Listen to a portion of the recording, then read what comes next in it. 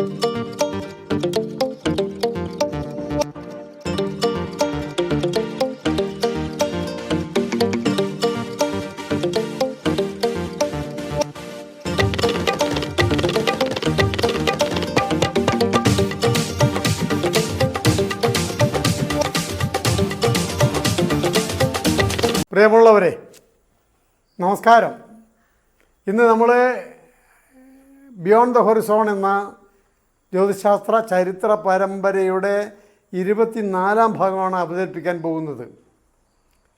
ആ ഭാഗത്തിൽ തുടക്കത്തിൽ അവതരിപ്പിക്കുന്നത് 17-ാം നൂറ്റാണ്ടിലെ പ്രഗത്ഭനായ ജ്യോതിശാസ്ത്രജ്ഞൻ സർ ഐസക് ന്യൂട്ടനെ പറ്റിയാണ്. ഐസക് ന്യൂട്ടനെ പറ്റി കേൾക്കാത്തവർ വളരെ ചുരുങ്ങും. ആരും ഉണ്ടാവുകയില്ല എന്ന് തന്നെ കരുതാം.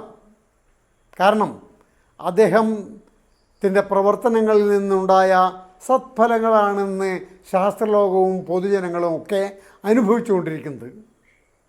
ഭൗതിക ലോകത്തിൻ്റെ അടിസ്ഥാന നിയമങ്ങൾ തിരിച്ചറിഞ്ഞ് എങ്ങനെ ഭൗതിക വസ്തുക്കൾ പ്രവർത്തിക്കുന്നു, അതിൻ്റെ ഗുണധർമ്മങ്ങൾ എന്തൊക്കെയാണ്, ഇക്കാര്യങ്ങളൊക്കെ തുടങ്ങി വെച്ചത് ന്യൂട്ടനാണ്. അതുപോലെ നമ്മളിന്ന് കാണുന്ന പ്രപഞ്ചത്തിനെ പറ്റിയുള്ള ആധികാരികമായ വസ്തുതകൾ നമുക്ക് ചൂണ്ടിക്കാണിച്ചു തന്നത് ന്യൂട്ടനാണ്. നമ്മളിന്ന് അനുഭവിക്കുന്ന പല സത്ഫലങ്ങളും അദ്ദേഹത്തിൻ്റെ പ്രവർത്തനങ്ങളുടെ ബാക്കിപത്രമാണെന്ന് പറയാം. 1642 ഗലീലിയോ അന്തരിച്ച അതേ വർഷമാണ് ന്യൂട്ടൻ ജനിച്ചത്. ബാല്യകാലം വളരെ കഷ്ടം നിറഞ്ഞതായിരുന്നു. കാരണം അച്ഛൻ ജനിക്കുന്നതിന് മുന്നേ തന്നെ മരിച്ചു. അമ്മ അച്ഛൻ്റെ മരണത്തോടെ മറ്റൊരു വിവാഹം കഴിച്ചു.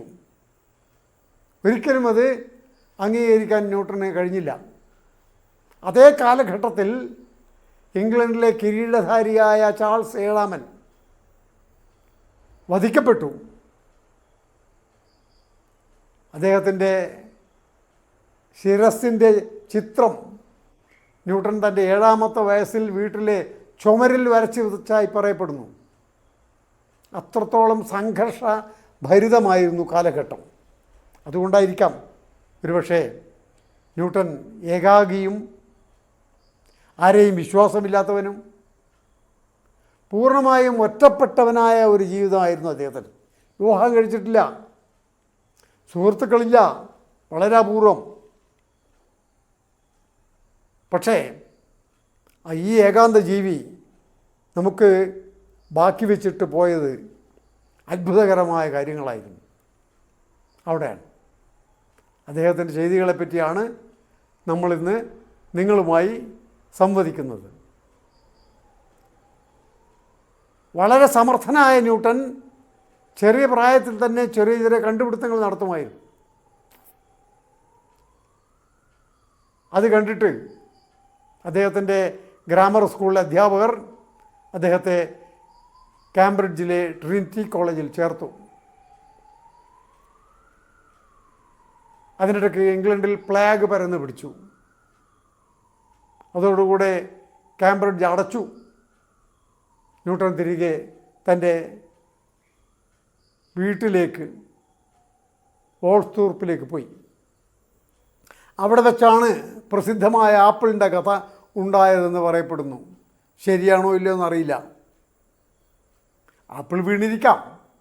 പക്ഷേ ഒരാപ്പിൾ വീണത് ലോകത്തെ അതിശയിപ്പിക്കുന്ന ഒരു കണ്ടുപിടുത്തത്തിലേക്ക് നയിച്ച ആ കഴിവ്, അതൊരു സൂക്ഷ്മ നിരീക്ഷണ ജീവിയായ ഒരു ശാസ്ത്രജ്ഞന് മാത്രമേ ഉണ്ടാവുകയുള്ളൂ. ആപ്പിൾ വീണപ്പോൾ അദ്ദേഹം ചിന്തിച്ചത് ആപ്പിൾ വീണതിനെ പറ്റിയല്ല, മുകളിലുള്ള വസ്തുക്കൾ ഭൂമിയിലേക്ക് വരും എന്നുള്ള കാര്യം ന്യൂട്ടനും എത്രയോ മുമ്പ് തന്നെ BC 3-ാം നൂറ്റാണ്ടിൽ ജീവിച്ചിരുന്ന അരിസ്റ്റോട്ടിൽ പറഞ്ഞിട്ടുണ്ട്. എല്ലാ വസ്തുക്കളും ഭൂമിയെ കേന്ദ്രമാക്കി ഭൂമിയുടെ കേന്ദ്രത്തിലേക്ക് വരുമെന്ന്. അപ്പോൾ അതിൽ അത്ഭുതങ്ങളില്ല. പക്ഷേ ന്യൂട്ടൻ്റെ ചിന്ത മറ്റൊന്നായിരുന്നു.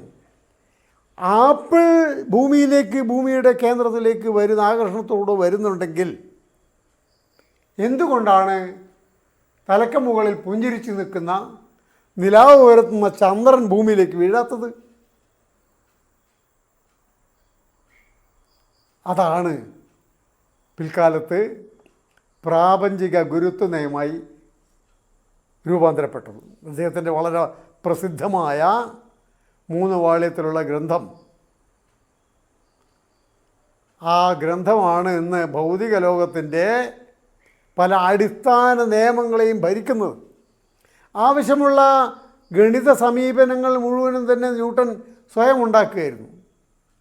കാൽക്കുലസിൻ്റെ ഉപജ്ഞാതാവ് ന്യൂട്ടനും തൻ്റെ സമകാലികനായ ലെബനിസുമാണെന്ന് പറയപ്പെടുന്നു.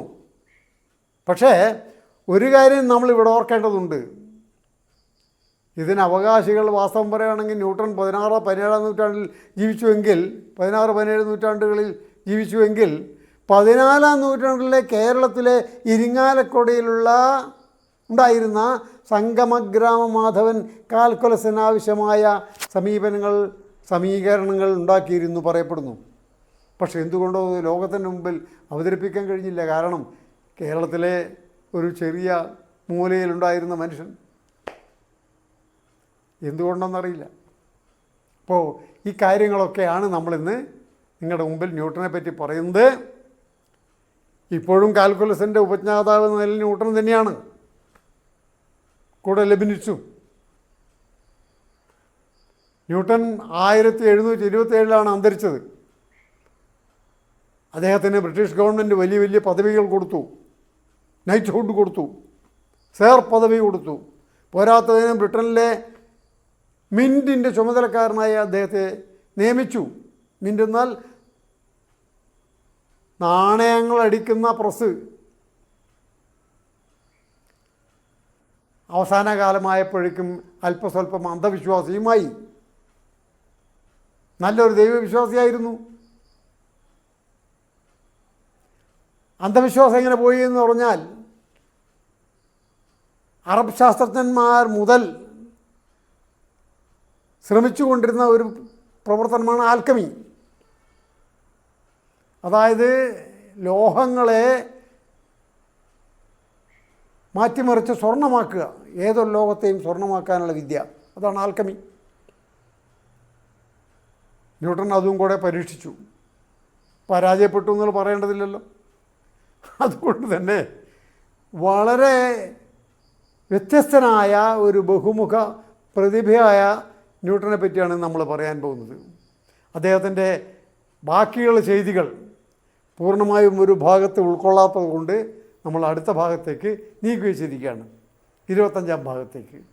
എന്തുമാത്രം പറഞ്ഞുകൊണ്ട് അവസാനിപ്പിക്കുന്നു. പൂർണ്ണമായും ഈ ഭാഗം കാണണം. കഴിഞ്ഞ ഭാഗത്ത് നിങ്ങൾ ഒരുപാട് സഹായത്തിന് ഏതാണ്ട് 700ഓളം ആളുകൾ കണ്ടു. ജ്യോതിശാസ്ത്രത്തിൻ്റെ ഉള്ളറയിലേക്ക് നിങ്ങളെ ക്ഷണിച്ചുകൊണ്ട് അവസാനിപ്പിക്കുന്നു. നമസ്കാരം. Beyond the Horizon part 24. 16-17 നൂറ്റാണ്ടുകളിൽ ഭൗതികശാസ്ത്രത്തിലും ജ്യോതിശാസ്ത്രത്തിലും സംഭവിച്ച വിപ്ലവകരമായ മാറ്റങ്ങൾക്കൊരു പരിധിവരെ ദിശാബോധം നൽകിയ പ്രതിഭയായിരുന്നു ഐസക് ന്യൂട്ടൻ. ഗലീലിയോ അന്തരിച്ച വർഷം 1642 ക്രിസ്മസ് ദിനത്തിൽ ഇംഗ്ലണ്ടിൽ വുൾസ്റ്റോപ്പ് ഗ്രാമത്തിൽ ഒരു കർഷക കുടുംബത്തിലായിരുന്നു ജനനം. തീരെ ദുർബലനായ ഒരു കുഞ്ഞായിരുന്ന ന്യൂട്ടന്റെ 7-ാം വയസ്സിൽ അന്നത്തെ ബ്രിട്ടനിലെ കിരീടധാരി ചാൾസ് 7-ാമൻ വധിക്കപ്പെട്ടു.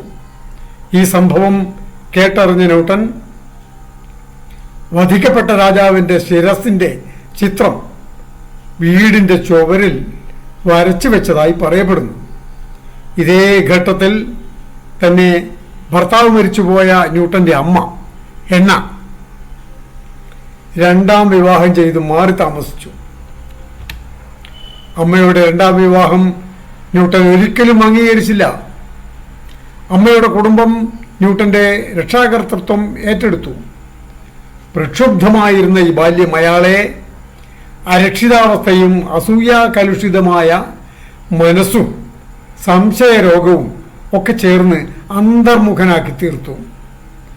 കുടുംബത്തിന് ന്യൂട്ടനെ ഒരു കർഷകനാക്കണമെന്നായിരുന്നു ആഗ്രഹമെങ്കിലും ന്യൂട്ടനെ കുറിച്ച് മതിപ്പുണ്ടായിരുന്ന ഗ്രാമത്തിലെ ഗുരുനാഥന്റെ നിർബന്ധം മൂലം കാംബ്രിഡ്ജിലെ ട്രിനിറ്റി കോളേജിൽ 1661 ചേർത്തു. ആദ്യം നിയമം പഠിക്കാൻ തുടങ്ങിയ ന്യൂട്ടൻ പിന്നീട് തത്വശാസ്ത്രവും പ്രകൃതി ദർശനവും, അതായത് നാച്ചുറൽ ഫിലോസഫി പഠിച്ചു. 1665 ലണ്ടനിൽ വലിയൊരു പ്ലേഗ് ബാധയുണ്ടായി. അതേ തുടർന്ന് കോളേജ് അടച്ചപ്പോൾ ഉൾത്തോർപ്പിലെ കൃഷിയിടത്തിലേക്ക് തിരിച്ചുപോയി. ഈ കാലയളവിലാണ് ന്യൂട്ടൻ പ്രകാശികം അല്ലെങ്കിൽ ഓപ്റ്റിക്സ്, മെക്കാനിക് തുടങ്ങിയ വിഷയങ്ങളിലേക്ക് ന്യൂട്ടന്റെ ശ്രദ്ധ തിരിഞ്ഞത്. താൻ നടത്തുന്ന പരീക്ഷണങ്ങൾക്കാവശ്യമായ ഗണിതം ന്യൂട്ടൻ സ്വയം കണ്ടുപിടിക്കുകയായിരുന്നു.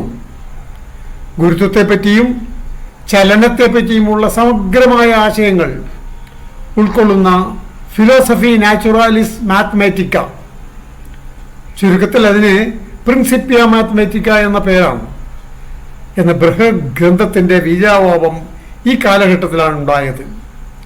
ഈ പുസ്തകമാണ് പിൽക്കാലത്ത് ക്ലാസിക്കൽ ഭൗതികത്തിന്റെ അടിസ്ഥാന ആശയങ്ങൾ ഉൾക്കൊള്ളുന്ന പുസ്തകമായി തീർന്നത്. പുസ്തകത്തിന്റെ തുടക്കത്തിൽ തന്നെ എല്ലാ ഭൗതിക വസ്തുക്കളെയും ഭരിക്കുന്ന 3 നിയമങ്ങൾ കൊടുത്തിരിക്കുന്നു. എല്ലാ ഹൈസ്കൂൾ വിദ്യാർത്ഥികൾക്കും ന്യൂട്ടന്റെ 3 നിയമങ്ങളും അറിയാമായിരിക്കും. എങ്കിലും 1-ാം നിയമം ഇങ്ങനെ പറയുന്നു: ഒരു ബാഹ്യ വസ്തുവിന്റെ പ്രേരണയില്ലെങ്കിൽ എല്ലാ വസ്തുക്കളും ഒന്നുകിൽ നിശ്ചലാവസ്ഥയിലായിരിക്കും, അതല്ലെങ്കിൽ സ്ഥിരവേഗതയിൽ നേർരേഖയിൽ ചലിച്ചുകൊണ്ടിരിക്കും. 2-ാം നിയമത്തിൽ ഒരു വസ്തുവിന്റെ ചലനദിശ അതിന് മുകളിൽ ചെലുത്തപ്പെടുന്ന ബാഹ്യശക്തിക്ക് അനുപാതത്തിലോ ശക്തിയുടെ ദിശയിലോ ആയിരിക്കും എന്ന് പറയുന്നു.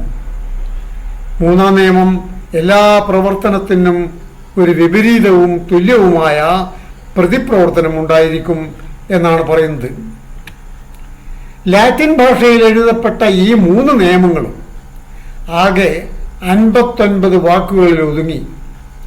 ആ 59 വാക്കുകൾ ആധുനിക ശാസ്ത്രത്തിന്റെ ആണിക്കല്ലുകളായി തീർന്നു. ന്യൂട്ടന്റെ ഏക വിശ്വസ്ത സുഹൃത്തായിരുന്നു എഡ്മണ്ട് ഹാലി. വലതുവശത്തിൽ കാണാം. ഹാലിയെ നമുക്കൊക്കെ അറിയാം. 1985 ഹാലിയുടെ പേരിലുള്ള ഒരു ധൂമകേതു വന്നു പോയിരുന്നുവല്ലോ. കേരളത്തിലെ ആയിരക്കണക്കിന് ആളുകൾ അതിനെ കണ്ടിട്ടുണ്ടാകാം. ആരെയും വിശ്വാസമില്ലാതിരുന്ന ന്യൂട്ടൻ തൻ്റെ സുപ്രധാന ആശയങ്ങൾ പ്രസിദ്ധീകരിക്കാതെ വെക്കുകയായിരുന്നു. പുസ്തകത്തിൻ്റെ പ്രാധാന്യം മനസ്സിലാക്കിയ ഹാലി അത് തൻ്റെ ന്യൂട്ടനിലുള്ള സ്വാധീനം ഉപയോഗിച്ച് സ്വയം പണം ചെലവിട്ട് പ്രസിദ്ധീകരിക്കുകയായിരുന്നു.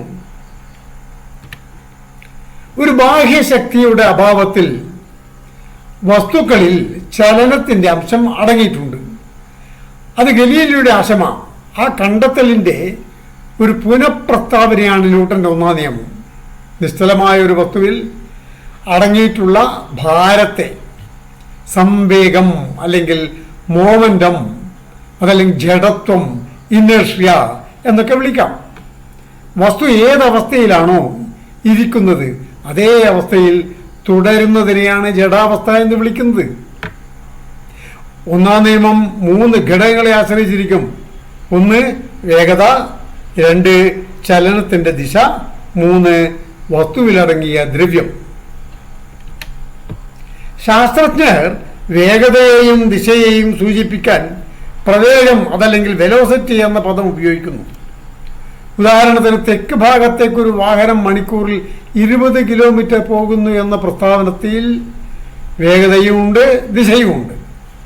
വേഗതയെ സമയം കൊണ്ട് ഗുണിച്ചാൽ പ്രവേഗം വെലോസിറ്റി കിട്ടും. v = d/t. പ്രവേഗം അതായത് ദൂരം ഡിവൈഡഡ് ബൈ സമയം. ഒരു സമയത്ത് ഒരു വസ്തുവിൽ ഒന്നിലധികം ശക്തികൾ പ്രവർത്തിക്കാം. അത്തരം ഒരു ശക്തി ഘർഷണമോ, ഫ്രിക്ഷൻ. അത് വസ്തുവിന്റെ വേഗത കുറക്കുന്നു. ചിത്രത്തിൽ കാണിച്ച പച്ച നിറത്തിലുള്ള പലക നിരന്ന പ്രതലത്തിൽ എത്തുമ്പോഴേക്കും നിന്നുപോകുന്നു. അതിന്റെ ചലനത്തെ എതിരായി ഏതോ ശക്തി ബലം പ്രയോഗിക്കുന്നു. അതുകൊണ്ടാണല്ലോ നിന്നു പോകുന്നത്. ഈ ശക്തിയാണ് പ്രതലത്തിന്റെ ഘർഷണം. ആകാശത്ത്, ഭൂമിയുടെ അന്തരീക്ഷത്തിന്റെ പുറത്ത്, നക്ഷത്രങ്ങളുടെ ഇടക്കുള്ള സ്ഥലത്ത്, ഇന്റർസ്റ്റെല്ലർ സ്പേസ്, അവിടെ ദ്രവ്യം കുറവാണ്, ഘർഷണവും കുറവായിരിക്കുമല്ലോ. അവിടെ ചലിക്കുന്ന വസ്തുക്കൾ ഘർഷണം കുറവായതുകൊണ്ട് അനന്തമായി ചലിച്ചുകൊണ്ടിരിക്കും. ഉദാഹരണം, സൗരയൂഥത്തിലെ ഗ്രഹങ്ങളും മറ്റും വസ്തുക്കളും അനന്തമായി ചലിച്ചുകൊണ്ടിരിക്കുന്നുവല്ലോ. പലത് നോക്കിയാൽ കാണാം. സമയത്തിനനുസൃതമായി മാറ്റം വരുത്താനുള്ള ബലത്തിന്റെ കഴിവിനെയാണ് ന്യൂട്ടൻ രണ്ടാം നിയമത്തിൽ ചർച്ച ചെയ്യുന്നത്. ബലത്തിന് അല്ലെങ്കിൽ ക്വാണ്ടിറ്റിക്ക് അതിന് അളവും ദിശയും ഡയറക്ഷൻ ഉണ്ട്. ഒരു വസ്തുവിൽ ബലം പ്രയോഗിക്കുമ്പോൾ പ്രയോഗിക്കുന്ന ദിശയിലേക്കായിരിക്കും അതിന്റെ സംവേഗം മാറുന്നത്. ഒന്നുകിൽ വേഗത മാറും, അതല്ലെങ്കിൽ ദിശ മാറും. അത് രണ്ടുമല്ലെങ്കിൽ വേഗതയും ദിശയും മാറും. വേഗതയുടെ നിരക്ക് മാറുന്നതിന് ത്വരണം അല്ലെങ്കിൽ ആക്സിലറേഷൻ എന്ന് പറയും. വസ്തുവിന് ത്വരണം ഉണ്ടാകുന്നത് വസ്തുവിന്മേൽ പ്രയോഗിക്കുന്ന ബലത്തിന് അനുപാതത്തിലാണ്. ഉദാഹരണത്തിന്, നാം ഒരു പുസ്തകം വായിക്കുകയാണെന്ന് കരുതുക. വായിച്ചു മടുക്കുമ്പോൾ മിനുസമുള്ള നിങ്ങളുടെ മേശമേൽ പുസ്തകത്തെ തള്ളുകയാണെന്ന് സങ്കല്പിക്കുക. പുസ്തകം മേശമേൽ തന്നെ ഇരിക്കുമോ, അതല്ല താഴെ വീഴുമോ എന്നത് നിങ്ങളുടെ തള്ളിന്റെ ശക്തിക്കനുസരിച്ചായിരിക്കും. രണ്ട് കാരണങ്ങളാൽ കൊണ്ടാണിത്. ഒന്ന്, തള്ളലിന്റെ ശക്തി വേഗത നിർണ്ണയിക്കുന്നു. രണ്ടാമത്തേത് പുസ്തകത്തിന്റെ ഭാരം. ഭാരം കൂടുന്തോറും തള്ളലിന് ശക്തി കൂടുതൽ വേണം. ഭാരം കുറഞ്ഞ പേനയാണെങ്കിൽ പേന കൂടുതൽ ദൂരത്തേക്ക് തെറിച്ചുപോയി അത് മേശമേൽ താഴെ വീഴും. ന്യൂട്ടന്റെ മൂന്നാം നിയമമാണ് ഏറ്റവും ഗഹനമായത്. പ്രകൃതിയിൽ ഒരു ശക്തിയും ഒറ്റക്കല്ല. ഏത് വ്യവസ്ഥയിലും ഏത് സാഹചര്യത്തിലും തുല്യവും വിരുദ്ധവുമായ ഒരു ജോഡി ശക്തികൾ ഉണ്ടായിരിക്കും. വലതുവശത്തെ ചിത്രം നോക്കുക. ഒരു പീരങ്കിയുടെ ചിത്രം കൊടുത്തിരിക്കുന്നു. മുകളിൽ അത് നിശ്ചലമാണ്. രണ്ടാമത്തെ താഴെ കൊടുത്തിരിക്കുന്നു. അത് ആക്ഷൻ നടക്കുകയാണ്. അതായത് അതിൽ നിന്ന് പീരങ്കിയുടെ ഒരു ഉണ്ട വെടിവെച്ച് പുറത്തേക്ക് പോകുന്നു. അതേ സമയത്ത് ആ പീരങ്കിയുടെ ബാരൽ പിന്നോട്ട് ചലിക്കും. അതായത് ഏതൊരു വസ്തുവിലും ബലം പ്രയോഗിക്കുമ്പോൾ ആ വസ്തുവും എതിർദിശയിൽ തുല്യമായ ഒരു ബലവും പ്രയോഗിക്കും. അതാണ് ഉദാഹരണ സഹിതം പീരങ്കിയിൽ നിന്നും വെടിയുണ്ട പുറത്തു പോകുമ്പോൾ അതിനനുസൃതമായ വിരുദ്ധ ബലം പീരങ്കിയെ പിന്നോട്ട് തള്ളും. ഇതേ തത്വം അടിസ്ഥാനമാക്കിയാണ് ഒരു റോക്കറ്റും ജെറ്റ് വിമാനവും ഒക്കെ പറക്കുന്നത്. വലതുവശത്തെ ചിത്രത്തിൽ റോക്കറ്റ് കാണിച്ചിട്ടുണ്ട്. അതിൽ നിന്ന് രണ്ടിൽ നിന്നും പുറന്തള്ളുന്ന ബഹിർഗമന വാതകത്തിന്റെ വിരുദ്ധ ദിശയിലുള്ള ശക്തിയാണ് രണ്ടിനെയും മുന്നോട്ട് കുതിക്കാൻ സഹായിക്കുന്നത്. റോക്കറ്റ് ഏറ്റവും നല്ല ത്രസ്റ്റിൽ കുതിക്കുന്നത് അന്തരീക്ഷത്തിലല്ല, ബഹിരാകാശത്തായിരിക്കും. അതിന്റെ മുന്നോട്ടുള്ള കുതിപ്പിനെ പ്രതിരോധിക്കാൻ ബഹിരാകാശത്ത് ദ്രവ്യമൊന്നും ഇല്ലാത്തതാണ് കാരണം. ഒരു നക്ഷത്രത്തിന്റെ അവശിഷ്ട വസ്തുവിന്റെയും ധൂമകേതുവിന്റെ വാലിനെ പറ്റിയുമുള്ള പഠനം ജ്യോതിശാസ്ത്രത്തിന്റെ ഭാഗമാണ്. അവയുടെ ഭൗതിക ഗുണത്തെപ്പറ്റിയും പഠിക്കേണ്ടി വരും. അതുകൊണ്ട് തന്നെ ന്യൂട്ടൻ വസ്തുക്കളുടെ ഭൗതിക ഗുണങ്ങളെ നിർവചിച്ചു.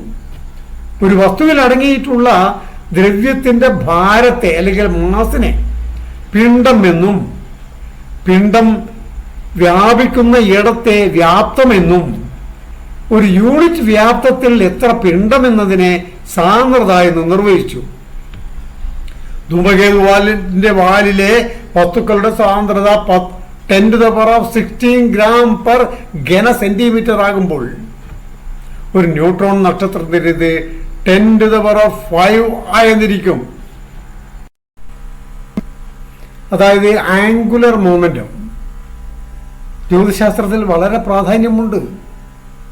ഒരു സ്ഥിര ബിന്ദുവിന് ചുറ്റും കറങ്ങുന്ന വസ്തുവിൻ്റെ വേഗതയാണ് കോണീയ സംവേഗം എന്ന് പറയുന്നത്. ഉദാഹരണത്തിന് സൂര്യന് ചുറ്റും കറങ്ങുന്ന ഗ്രഹങ്ങൾ, അവയുടെ വേഗതക്കാണ് കോണീയ സംവേഗം അല്ലെങ്കിൽ ആംഗുലർ മൂവ്മെന്റ് എന്ന് പറയുന്നത്. വസ്തുവിൻ്റെ കോണീയ സംവേഗം സമം വസ്തുവിൻ്റെ പിണ്ഡം ഗുണിക്കണം വേഗത ഗുണിക്കണം സ്ഥിരബിന്ദുവിൽ നിന്നും വസ്തുവിലേക്കുള്ള ദൂരം. ഈ 3 ഘടകങ്ങളും സ്ഥിരരാശികളാണെങ്കിൽ കോണീയ സംവേഗവും സ്ഥിരമായിരിക്കും. ന്യൂട്ടന്റെ 2ാം നിയമം കോണീയ സംവേഗത്തിന്റെ സംരക്ഷണ നിയമമാണ്. ഒരു ഗ്രഹം അതിൻ്റെ ദീർഘവൃത്താകാര പഥത്തിൽ സൂര്യനെ ചുറ്റുമ്പോൾ കേന്ദ്രബിന്ദുവിന് അടുത്തെത്തുമ്പോൾ വേഗത കൂടുകയും അകലുമ്പോൾ വേഗത കുറയുകയും ചെയ്യുന്നു. അങ്ങനെ കോണീയ സംവേഗം സംരക്ഷിക്കപ്പെടും. ഇതിന് മറ്റൊരു ഉദാഹരണം ഈ ചിത്രം നോക്കിയാൽ മനസ്സിലാകും. നൃത്തം ചെയ്യുന്ന 2 യുവതികൾ, വേഗത കുറക്കാൻ ഈ യുവതികൾ ഒരുത്തി കൈകാലുകൾ വിടർത്തി തിരികെയാണെങ്കിൽ വേഗത കൂട്ടാൻ കഴിയും. അതേസമയം വേഗത കുറക്കാനാണെങ്കിലോ കൈകാലുകൾ കൂട്ടിപ്പിടിച്ച് കോണീയ സംവേഗാൽ സംരക്ഷിക്കൽ തന്നെയാണിത്. പ്രപഞ്ച വിസ്തൃതിയിൽ നക്ഷത്രാന്തര മേഘപടലം അല്ലെങ്കിൽ ഇൻഡസ്ട്രിയൽ ക്ലൗഡ്സ് ഘനീഭവിക്കുമ്പോൾ അതിൻ്റെ വേഗത കൂടുന്നതും ഇതേ കാരണം കൊണ്ട് തന്നെയാണ്. അത് അതിവേഗതയിൽ കറങ്ങി കേന്ദ്രത്തിലേക്ക് അടിഞ്ഞുകൂടി വൻ വേഗത ആർജിക്കുമ്പോഴാണ് മധ്യത്തിൽ താപനില കൂടിയ ഒരു പ്രാഗ് നക്ഷത്രം രൂപം കൊള്ളുന്നത്. ഗ്രഹങ്ങൾ ചലിക്കുന്നത് നേർരേഖയിൽ അല്ലല്ലോ, ദീർഘവൃത്താകാരത്തിലാണ്. ഇവിടെ വലതുവശത്തെ ചിത്രം നോക്കിയാൽ മനസ്സിലാവും. അതുകൊണ്ട് ഏതോ ഒരു ശക്തി ഗ്രഹങ്ങളുടെ ചലനത്തെ വക്രീകരിക്കുന്നുണ്ട്. കാണാൻ കഴിയാത്ത ആ ശക്തിയെ ന്യൂട്ടൻ ഗുരുത്വബലം അല്ലെങ്കിൽ ഗ്രാവിറ്റേഷണൽ ഫോഴ്സ് എന്ന് വിളിച്ചു. പക്ഷേ ഗുരുത്വബലത്തെപ്പറ്റി ന്യൂട്ടനും എത്രയോ മുമ്പ് തന്നെ ഗ്രീക്ക് തത്വജ്ഞാനി അരിസ്റ്റോട്ടിൽ പറഞ്ഞിരുന്നു. എല്ലാ പ്രപഞ്ച വസ്തുക്കളുടെയും കേന്ദ്രം ഭൂമിയുടെ കേന്ദ്രമാണ്. അതുകൊണ്ട് ഭൂമിയെ ഈ വസ്തുക്കളെല്ലാം തന്നെ തന്നിലേക്ക് ആകർഷിക്കും. അതുകൊണ്ടാണ് ഭൂമിയുടെ ഉപരിതലത്തിലുള്ള എല്ലാ വസ്തുക്കളും ഭൂമി തൻ്റെ കേന്ദ്രത്തിലേക്ക് വലിച്ചടുപ്പിക്കുന്നത്. അതുകൊണ്ടാണ് അവ ഭൂമിയോട് ചേർന്ന് നിൽക്കുന്നത്. അതായത് കെട്ടിടങ്ങളും മനുഷ്യനും വസ്തുക്കളും ഒക്കെ.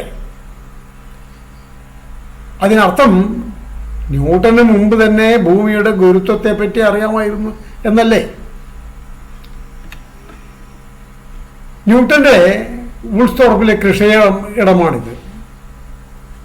മുൻപിൽ കാണുന്നത് പ്രസിദ്ധമായ ആപ്പിൾ മരവും. ഇംഗ്ലണ്ടിലെ പ്ലേഗ് കാലത്ത് ന്യൂട്ടൻ കൃഷിയിടത്തിലേക്ക് പോയിരുന്നല്ലോ. പുരയിടത്തിൽ വെച്ച് നടന്നു എന്ന് പറയപ്പെടുന്ന ആപ്പിൾ ഞെട്ടറ്റ് വീണു എന്ന കഥ. ആപ്പിൾ വീണത് ഭൂമിയുടെ കേന്ദ്രത്തിലേക്ക് ആകർഷിക്കപ്പെടുന്നുകൊണ്ടാണല്ലോ. അദ്ദേഹം ഒരു യഥാർത്ഥ ശാസ്ത്രത്തിൻ്റെ ഉൾക്കാഴ്ചയോടെ ഇത് കണ്ടപ്പോൾ മുകളിലേക്ക് പുഞ്ചിരിച്ചുകൊണ്ട് നിലാവ് ഒഴിക്കുന്ന ചന്ദ്രനെ നോക്കി. അദ്ദേഹത്തിന് സംശയമായി, ചന്ദ്രബിംബം വരെ ഭൂമിയുടെ ഗുരുത്വബലം നീളുന്നുണ്ടാവുമോ? ഭൂമി ചന്ദ്രനിൽ ചെലുത്തുന്ന ബലം ചന്ദ്രന്റെ നേർരേഖയിലുള്ള സഞ്ചാരത്തെ വക്രീകരിക്കുന്നുണ്ടാവാം. അതായത് ചന്ദ്രൻ എപ്പോഴും ഭൂമിയിലേക്ക് വീഴാൻ കൊതിക്കുന്നുണ്ടാവുമോ എന്നാണ് ചോദ്യം. അങ്ങനെയെങ്കിൽ ഗുരുത്വം ഭൂമിക്ക് മാത്രം അവകാശപ്പെട്ടതല്ലല്ലോ. പ്രപഞ്ചത്തിലെ എല്ലാ വസ്തുക്കളും തമ്മിൽ പരസ്പരമുള്ള ആകർഷണത്തെ ഗുരുത്വബലം എന്ന് വിളിക്കാം എന്ന് തത്വത്തിൽ ന്യൂട്ടൺ എത്തിച്ചേർന്നു. സൗരയൂഥത്തിൽ സൂര്യന്റെ ഗുരുത്വാകർഷണ ശക്തി എല്ലാ സൗരയൂഥ ഗ്രഹങ്ങളെയും അതിന് ചുറ്റുമുള്ള വക്രീകരിച്ച പാതയിൽ കറങ്ങാൻ പ്രേരിപ്പിക്കുന്നു എന്ന നിഗമനത്തിലാണ് അദ്ദേഹം എത്തിച്ചേർന്നത്. ഇവിടെ വലതുവശത്ത് നോക്കാം. മുകളിൽ ഒരു ഗാലക്സിയാണ്, ഒരു താരാപഥം അല്ലെങ്കിൽ താരാഗണം അടങ്ങിയിരിക്കുന്ന വലിയ ഒരു നക്ഷത്ര സമൂഹം. അതിനാണല്ലോ ഗാലക്സി എന്ന് വിളിക്കുന്നത്. നമ്മുടെ ഗാലക്സിയെ ക്ഷീരപഥം എന്നാണല്ലോ പറയുന്നത്. താഴെ ഇരിക്കുന്ന മറ്റൊരു ഗാലക്സിയാണ്. രണ്ടിനെയും ഗുരുത്വത്തിൻ്റെ ബലം കൊണ്ട് മേലെയുള്ള ഗാലക്സി താഴെ കാണിച്ച ഗാലക്സിയെ തന്നിലേക്ക് അടുപ്പിച്ചുകൊണ്ടിരിക്കുകയാണ്. അതായത് പ്രപഞ്ചത്തിലുള്ള സകല വസ്തുക്കളും തമ്മിൽ ഗുരുത്വാകർഷണമുണ്ട് എന്നർത്ഥം. ആകാശത്ത് ഒരു ഗ്രഹം പരിക്രമണം ചെയ്യുന്നതായാലും ഭൂമിയിൽ ഒരു പീരങ്കി കൊണ്ട് ചീറിപ്പായുന്നതായാലും രണ്ടിനും സമാനമായ ഭൗതിക നിയമങ്ങൾ ഉണ്ടെന്നും പ്രാപഞ്ചിക ഗുരുത്വ നിയമം പ്രപഞ്ചത്തിലെ എല്ലാ വസ്തുക്കൾക്കും ഒരേപോലെ ബാധകമാണെന്നും പ്രപഞ്ചത്തിൻ്റെ ഭാഷ ഗണിതമാണെന്നും ന്യൂട്ടൺ അവകാശപ്പെട്ടു.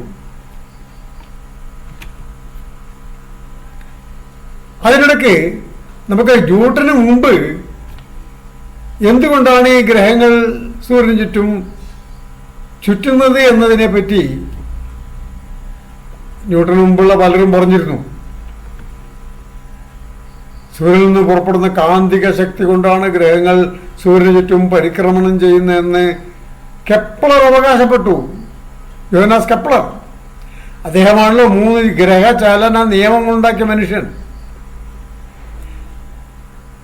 പോരാ, ഒരു ഫ്രഞ്ച് ഗണിതശാസ്ത്രജ്ഞനും ദാർശനികനുമായ റെനെ ദെക്കാർത്ത് പ്രപഞ്ചം മുഴുവൻ നിറഞ്ഞു നിൽക്കുന്ന ഈതർ എന്ന കാണാദ്രവ്യത്തിൻ്റെ ചുഴലിൽപ്പെട്ട് കരിയില പോലെ ഗ്രഹങ്ങൾ ഒഴുകി നീങ്ങുകയാണെന്ന് പറഞ്ഞു. ഇങ്ങനെ പല അഭിപ്രായങ്ങളും ആ കാലത്തുണ്ടായിരുന്നു. അതിനുശേഷമാണ് ന്യൂട്ടൺ തൻ്റെ സുവ്യക്തമായ അഭിപ്രായം പറയുകയും പുസ്തകത്തിൽ ഈ കാര്യങ്ങൾ ഉൾപ്പെടുത്തുകയും ചെയ്തത്. മറ്റൊരാളുണ്ടായിരുന്നു, ന്യൂട്ടന്റെ സമകാലികൻ. അദ്ദേഹം റോയൽ സൊസൈറ്റിയിലെ ക്യൂറേറ്റർ ആയിരുന്നു. ക്യൂറേറ്റർ എന്ന് പറഞ്ഞാൽ പരീക്ഷണങ്ങളൊക്കെ നടത്താൻ ചുമതലപ്പെട്ട ആൾ. ഹുക്കിന്റെ ചിത്രമാണ് ഇടതുവശത്ത് കൊടുത്തിരിക്കുന്നത്. ഹുക്കിന്റെ അഭിപ്രായത്തിൽ എല്ലാ ഖഗോള വസ്തുക്കളും അതിൻ്റെ കേന്ദ്രത്തിൽ ഗുരുത്വബലമുണ്ട്. ഏറെക്കാലം പ്രചരിച്ചുകൊണ്ടിരിക്കുന്ന ഒരു കാര്യം തന്നെയാണത്.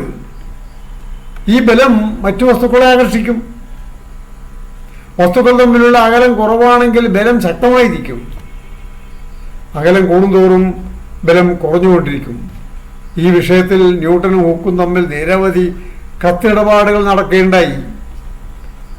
ഒരു പ്രാവശ്യം റോയൽ സൊസൈറ്റിയുടെ ഒരു പ്രഭാഷണത്തിനിടയിൽ ഹുക്ക് തൻ്റെ ആശയം ന്യൂട്ടൺ സ്വന്തമാക്കിയതാണെന്ന് ആരോപണം ഉയർത്തി. അക്കാലത്തെ ശാസ്ത്രജ്ഞന്മാരിൽ ഇതൊക്കെ സ്വാഭാവികമായിരുന്നു. അവരും മനുഷ്യരായിരുന്നല്ലോ. ന്യൂട്ടൺ ആ ആരോപണത്തെ നേരിട്ടത് ഇങ്ങനെയായിരുന്നു: ആശയത്തിൻ്റെ ബീജം ഹുക്കിൻ്റെതാവാം, ആളതിനെ എതിർത്തില്ല. പക്ഷേ പ്രാപഞ്ചിക ഗുരുത്വാകർഷണ നിയമത്തിൻ്റെ അന്തിമ രൂപം എൻ്റേത് മാത്രമാണ് എന്ന് പറഞ്ഞുകൊണ്ടാണ് അതിനെ പ്രതിരോധിച്ചത്. കോപ്പർനിക്കസും കെപ്ലറും ഭൂമിയെ പ്രപഞ്ചത്തിൻ്റെ മധ്യത്തിൽ നിന്ന് പുറത്താക്കിയല്ലോ. ആ മധ്യത്തിൽ സൂര്യനെ തൽസ്ഥാനത്ത് പ്രതിഷ്ഠിച്ചു അവർ രണ്ടുപേരും. അക്കാലത്ത് പ്രപഞ്ചം എന്നാൽ സൗരയൂഥം മാത്രമായിരുന്നു. അതിനപ്പുറമുള്ള പ്രപഞ്ചത്തിനെ പറ്റി ഒരു ധാരണയും ഈ പറയുന്ന ആളുകൾക്കൊന്നും ഉണ്ടായിരുന്നില്ല. അതാണ് ജ്യോതിശാസ്ത്രം പരിണമിച്ചുണ്ടായത്. ഇങ്ങനെയാണ്. ഒരു പ്രാവശ്യം ന്യൂട്ടൺ തന്നെ പറയുകയുണ്ടായി. ന്യൂട്ടനോട് ആരോ ചോദിച്ചു അത്രേ, അങ്ങ് എങ്ങനെയാണ് ഇത്തരം കാര്യങ്ങളൊക്കെ കണ്ടുപിടിക്കുന്നതെന്ന് ചോദിച്ചപ്പോൾ ന്യൂട്ടൺ പറയുകയുണ്ടായി, എൻ്റെ മുമ്പുണ്ടായിരുന്ന പിതാമഹന്മാരുടെ തോളിൽ ചവിട്ടി നിന്നാണ് ഞാൻ ഈ കാര്യങ്ങൾ മനസ്സിലാക്കിയത്. അതിൻ്റെ അർത്ഥം എന്താ? അവരുണ്ടാക്കി വെച്ച കാര്യങ്ങൾ പലതും ശരിയല്ലായിരിക്കാം, പക്ഷേ അവരുണ്ടാക്കിയ കാര്യങ്ങളിൽ ഒരുപാട് ശരികളുണ്ടായിരുന്നു. ആ ശരികൾ ഉപയോഗിച്ചുകൊണ്ടാണ് ഞാൻ പുതിയ ശരികളെ കണ്ടെത്തിയതെന്നാണ് ശാസ്ത്രം. അങ്ങനെയാണ്. പഴയ ശരികളിൽ നിന്നും കുറച്ചും കൂടെ മെച്ചപ്പെട്ട ഒരു ശരിയെ പുതിയ ശാസ്ത്രജ്ഞന്മാർ അല്ലെങ്കിൽ പുതിയ തലമുറയിലെ ശാസ്ത്രജ്ഞന്മാരുണ്ടാക്കുന്നു. ഇതാണ് ശാസ്ത്രത്തിൻ്റെ രീതി. അങ്ങനെ സൂര്യന് ചുറ്റും ഭൂമിയടക്കമുള്ള ഗ്രഹങ്ങൾ തങ്ങളുടെ പാതയിൽ നിന്നും നൂറ്റാണ്ടുകളായി മാറ്റമില്ലാതെ ചലിക്കുന്നു എന്നത് ഏത് ബലം കൊണ്ടാണെന്നത് അപ്പോഴും ശാസ്ത്രലോകത്തിന് ദുരൂഹമായിരുന്നു. 1664 മറ്റൊരാൾ ന്യൂട്ടന് മുൻപേ ബോറല്ലി എന്നൊരു ശാസ്ത്രജ്ഞൻ ഒരു പുതിയ ആശയം മുന്നോട്ട് വെച്ചു. ഗ്രഹങ്ങൾ സൂര്യന് ചുറ്റുമ്പോൾ ഉണ്ടാവുന്ന അപകേന്ദ്ര ബലം എന്നുവെച്ചാൽ സെൻട്രിഫ്യൂഗൽ ഫോഴ്സ്. നമുക്ക് സാധാരണ നമുക്കൊക്കെ അറിയാവുന്ന ഒരു ശക്തിയാണ്. ഒരാൾ ഒരു കല്ല് ഒരു നൂലിൻ്റെ അറ്റത്ത് കെട്ടി ആ നൂലിൻ്റെ മറ്റേ അറ്റം കയ്യിൽ വെച്ച് ആ കല്ലിനെ ചുഴറ്റുകയാണെങ്കിൽ കല്ല് ചുഴറ്റുന്ന ആളിൽ നിന്ന് രക്ഷപ്പെടാൻ നോക്കുന്ന ആ ബലത്തെയാണ് സെൻട്രിഫ്യൂഗൽ ഫോഴ്സ് എന്ന് പറയുന്നത്. ബോർലി പറഞ്ഞ എന്താ? ഗ്രഹങ്ങൾ സൂര്യന് ചുറ്റും ചുറ്റുന്നത്, അതായത് ഗ്രഹങ്ങളുടെ സെൻട്രിഫ്യൂഗൽ ഫോഴ്സിനെ പ്രതിരോധിക്കുന്ന മറ്റൊരു ബലമാണ് ഗുരുത്വമെന്ന്. പക്ഷേ അദ്ദേഹത്തിന് അത് തെളിവൊന്നും നൽകാൻ കഴിഞ്ഞില്ല. തെളിവ് നൽകാൻ കഴിഞ്ഞില്ലെങ്കിൽ ശാസ്ത്രമാവില്ലല്ലോ അത്. അവിടെയാണല്ലോ വ്യത്യാസം. ആധുനിക ജ്യോതിശാസ്ത്രത്തിന് ന്യൂട്ടൺ നൽകിയ സംഭാവനകൾ ബഹുമുഖമാണ്. നമ്മൾ ആ സംഭാവനകളെ പറ്റി മുഴുവൻ ഇവിടെ പറയാൻ കഴിയില്ല. അതുകൊണ്ട് നമുക്ക് അടുത്ത ഭാഗത്തേക്കും കടക്കണം. ബാക്കി അവിടെ പറയാം. ലെൻസുകളുടെ ഗോളീയ വിഭജനവും, ഇതെന്താണെന്ന് നമ്മൾ പറഞ്ഞിട്ടുണ്ട് ഇതിനു മുൻപേ. വർണ്ണവിഭജനവും, ക്രോമാറ്റിക് അബറേഷൻ നല്ല ലെൻസുകളുടെ നിർമ്മാണത്തിന് ഒരുപാട് തടസ്സം സൃഷ്ടിക്കുകയുണ്ടായി. 1704 ന്യൂട്ടൺ പ്രകാശത്തെക്കുറിച്ചുള്ള പഠനത്തിൽ മുഴുകി. സൂര്യപ്രകാശം ഗ്ലാസ് പ്രിസത്തിലൂടെ കടത്തിവിട്ട് ഇടതുവശത്തെ ചിത്രം നോക്കുക. പരീക്ഷണം നടത്തി. പ്രിസത്തിന്റെ മറുവശത്ത് പ്രകാശം 7 വർണ്ണങ്ങളായി പിരിയുന്നതും വീണ്ടും കൂടിച്ചേരുന്നതും കണ്ടു. അദ്ദേഹം പ്രകാശത്തിന്റെ ഒരു സിദ്ധാന്തമുണ്ടാക്കി. ആ സിദ്ധാന്തത്തിന്റെ പേര് കോർപ്പസ്കുലർ സിദ്ധാന്തം. പ്രകാശം നേർരേഖയിൽ സഞ്ചരിക്കുന്നു. അപവർത്തന ലെൻസുകളുടെ വർണ്ണവിഭജനം എന്ന ന്യൂനത ലെൻസുകളുടേതല്ല എന്നും അത് പ്രകാശത്തിൻ്റെ ഒരു പ്രശ്നമായിരുന്നു എന്നും ന്യൂട്ടൺ കരുതിയിരുന്നു. പ്രകാശത്തിൻ്റെ തന്നെ മറ്റൊരു ഗുണമായ പ്രതിഫലനം ടെലിസ്കോപ്പ് ഉണ്ടാക്കാൻ ഉപയോഗിക്കാമോ എന്നാണ് പിന്നെ ചിന്തിച്ചത്. പക്ഷേ ഈ ആശയം ന്യൂട്ടന് എത്രയോ മുമ്പ് തന്നെ ഒരു ഇറ്റലിക്കാരനായ പാതിരി നിക്കോളാസ് സൂക്കി കണ്ടെത്തിയിരുന്നു. അയാൾക്കത് ആശയം ഉണ്ടായി എന്നല്ലാതെ അതുപയോഗിച്ചൊരു ടെലിസ്കോപ്പ് നിർമ്മിക്കാൻ അദ്ദേഹത്തിന് കഴിഞ്ഞില്ല. അതുണ്ടാക്കിയത് ന്യൂട്ടനാണ്. എങ്ങനെ? പ്രതിഫലനത്തിന് വേണ്ടി കണ്ണാടി വേണമല്ലോ. അപ്പോൾ വെളുത്തിയവും ചെമ്പും തുടങ്ങിയ ലോഹങ്ങളെ ഒരു പ്രത്യേക അനുപാതത്തിൽ ചേർത്ത് ഒരു സങ്കരലോഹം ഉണ്ടാക്കി. ഈ ലോഹത്തിൻ്റെ പലകയെ കുഴിച്ച് അവതലമാക്കി, കോൺകേവാക്കി, മിനുക്കി ലോഹ കണ്ണാടിയാക്കി. അതിന്മേലെ വെള്ളി പൂശിയപ്പോൾ നല്ല തിളക്കം കിട്ടി. ആദ്യത്തെ പ്രതിഫലന ടെലിസ്കോപ്പ് ന്യൂട്ടൺ ഉണ്ടാക്കിയത് ഇങ്ങനെ ഒരു കണ്ണാടി കൊണ്ടാണ്. ഗ്ലാസ് കണ്ണാടി ആയിരുന്നില്ല. അതിന് ന്യൂട്ടോണിയൻ ടെലിസ്കോപ്പ് എന്ന പേരാണ് കൊടുത്തത്. ഇത്തരം ടെലിസ്കോപ്പുകളിൽ വർണ്ണവിഭജനം വളരെ കുറഞ്ഞു. ആധുനിക കാലത്തുള്ള ഒട്ടുമിക്ക വലിയ വലിയ ടെലിസ്കോപ്പുകളും പ്രതിഫലന ടെലിസ്കോപ്പുകളാണ്. പക്ഷേ അവയിൽ ഉപയോഗിക്കുന്ന കണ്ണാടികളൊക്കെ തന്നെ നേരത്തെ പറഞ്ഞ സ്പെക്യൂലിയം കൊണ്ടുള്ളതല്ല, മറിച്ച് ഗ്ലാസുകളാണ്. താഴെ കൊടുത്തിരിക്കുന്ന ന്യൂട്ടന്റെ സ്വന്തമായി ഉണ്ടാക്കിയ ടെലിസ്കോപ്പിന്റെ ചിത്രമാണ്. അതിന്റെ മൗണ്ട് നോക്കണം, എന്ത് രസകരമായിട്ടാണ് ന്യൂട്ടൺ അതിനെ രൂപകൽപ്പന ചെയ്തിരിക്കുന്നത്. ആ ഗോളത്തിന്മേൽ ന്യൂട്ടന്റെ മുകളിൽ പിടിപ്പിച്ചിരിക്കുന്ന ടെലിസ്കോപ്പ് 360 ഡിഗ്രിയിൽ എങ്ങനെ വേണമെങ്കിലും ചുറ്റാൻ കഴിയും. ന്യൂട്ടന്റെ ഗ്രന്ഥം പ്രിൻസിപ്യ ആദ്യം ഒരു ചെറു പുസ്തകമായിരുന്നു. പിന്നീട് ജ്യാമിതീയ സ്ഥിരീകരണവും ഗണിത സൂത്രവാക്യങ്ങളും ചാർട്ടുകളും ഒക്കെ ചേർന്ന് 3 വാള്യങ്ങളിൽ ബൃഹത്തായ ഒരു രചനയായി പ്രസിദ്ധീകരിക്കപ്പെട്ടു. പ്രസിദ്ധീകരിച്ചായാലും ഞാൻ പറഞ്ഞിട്ടുണ്ട്, അദ്ദേഹത്തിൻ്റെ സ്വന്തം സുഹൃത്ത് എഡ്മണ്ട് ഹാലിയാണ് പ്രസിദ്ധീകരിച്ചത്. പണം ചെലവാക്കി പ്രസിദ്ധീകരിച്ചു. അതിൽ ഭൂമിയുടെ പുരസരണം, വേലിയേറ്റം, ധൂമകേതുക്കളുടെ പരിക്രമണപഥം എല്ലാം അടങ്ങുന്ന ഒരു വലിയ ഗ്രന്ഥമായിരുന്നു. പുസ്തകത്തെപ്പറ്റി ന്യൂട്ടൺ പറഞ്ഞതാകണം, പ്രകൃതി നിയമങ്ങൾ വളരെ ലളിതമാണ്. വ്യർത്ഥമായ കാര്യങ്ങൾക്ക് പ്രകൃതി ധൂർത്തടിക്കാറില്ല. സ്വർഗവും ഭൂമിയുമൊക്കെ ഒരേ പ്രകൃതി നിയമങ്ങൾ അനുസരിക്കുന്നു. അടുത്ത ഭാഗത്തിൽ ഐസക് ന്യൂട്ടന്റെ ബാക്കിയുള്ള കാര്യങ്ങൾ, അദ്ദേഹത്തിൻ്റെ ഒരുപാട് കാര്യങ്ങൾ ഇനിയും ബാക്കിയുണ്ട്. അത്തരം കാര്യങ്ങളിലേക്ക് നമുക്ക് കടക്കാം. ആ ഭാഗത്തിനായി കാത്തിരിക്കുക എന്ന് മാത്രം പറഞ്ഞുകൊണ്ട് നന്ദി, നമസ്കാരം.